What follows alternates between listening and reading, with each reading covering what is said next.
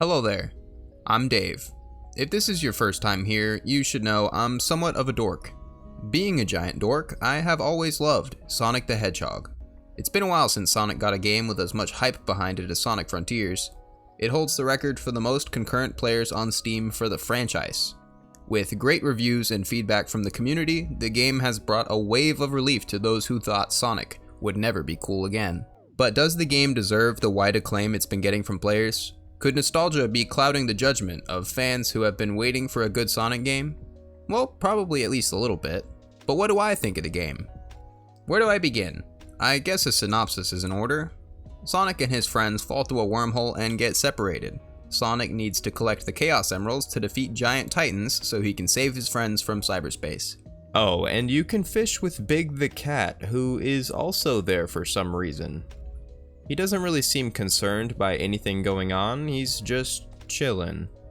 Hopping into the game for the first time, and the aesthetic is very easy to look at, and the gameplay is smooth minus the jank.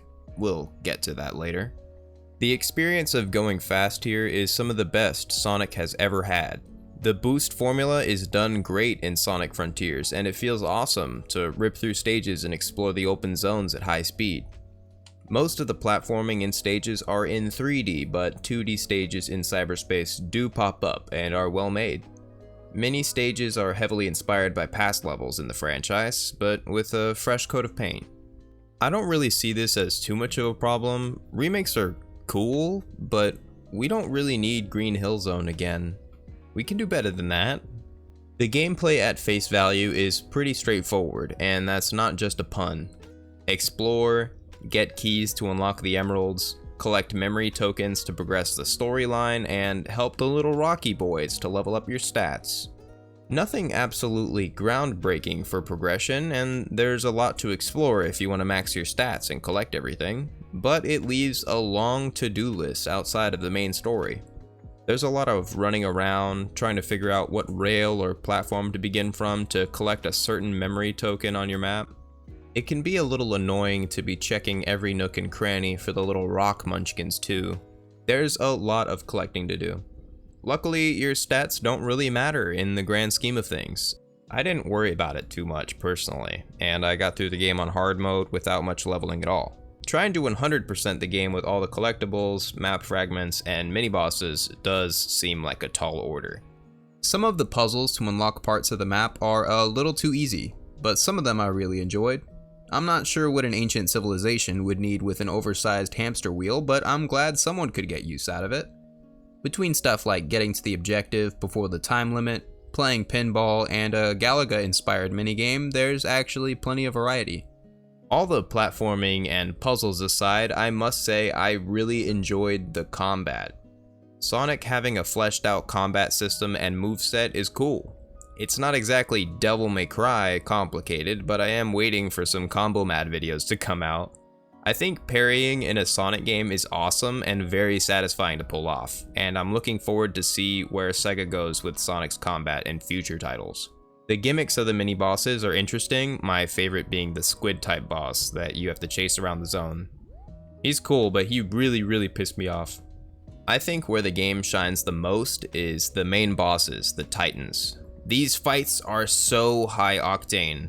With post-hardcore blaring and Kellen Quinn on vocals, Sonic feels powerful and faster than ever as you slap the Titans to victory.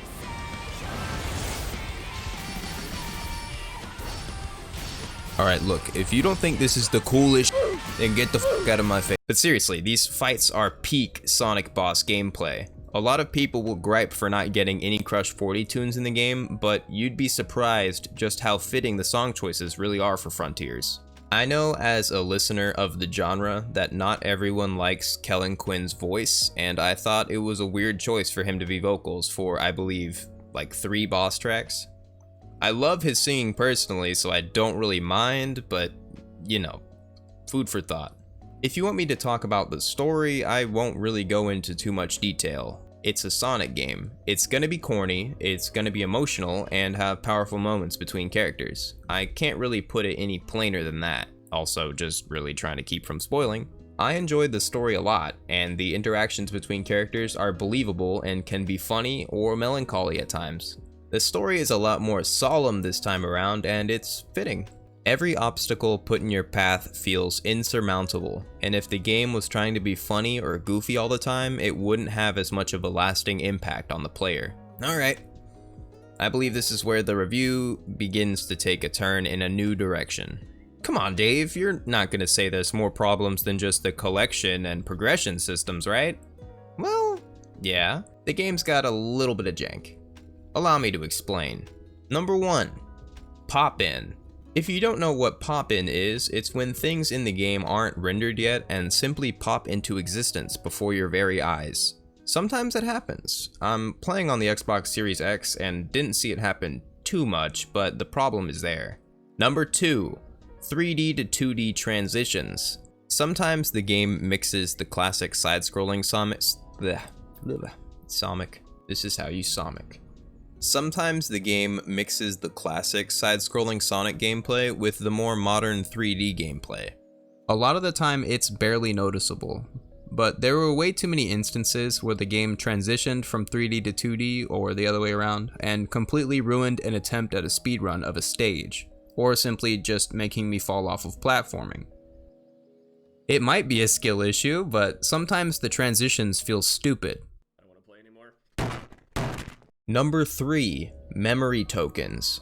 The first half of the game, I always seemed to have enough memory tokens to trigger dialogue so I can progress through the story. No matter if I just walked over without exploring or not. It makes you think the rest of the game will be the same deal. That is not the case.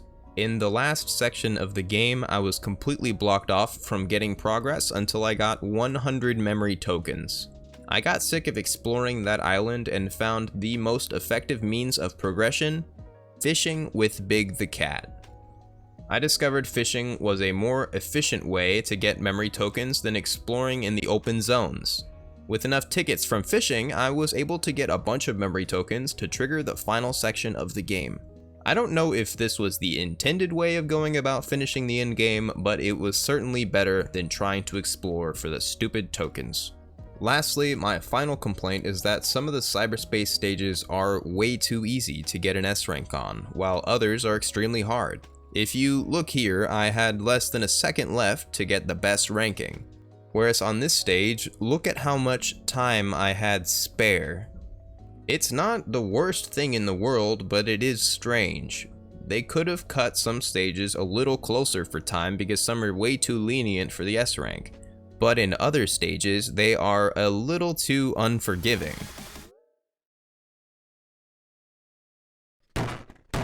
I guess that's the long and short of it.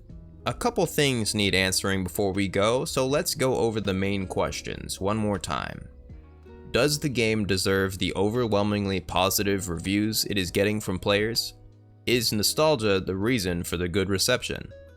I'd like to say yes. There are plenty of things to learn here, and this is a good baseline for future Sonic games to follow. The combat is fun, the open world is vast, and the feeling of Sonic going fast is enough for me to consider this possibly the best Sonic game in over 10 years. But the reviews are bloated. This game isn't a Breath of the Wild, or an Elden Ring, or a Super Mario Odyssey. But this could be the beginning of Sonic in a new era. Who knows what we'll see next out of the franchise? I'm honestly pretty excited to see.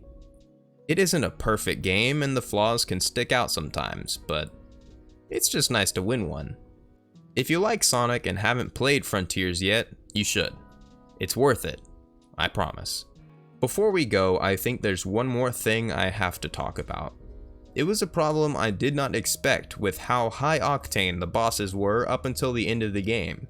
This will be the only major spoiler for the video, so if you don't want to hear about what the last boss is like, click away now.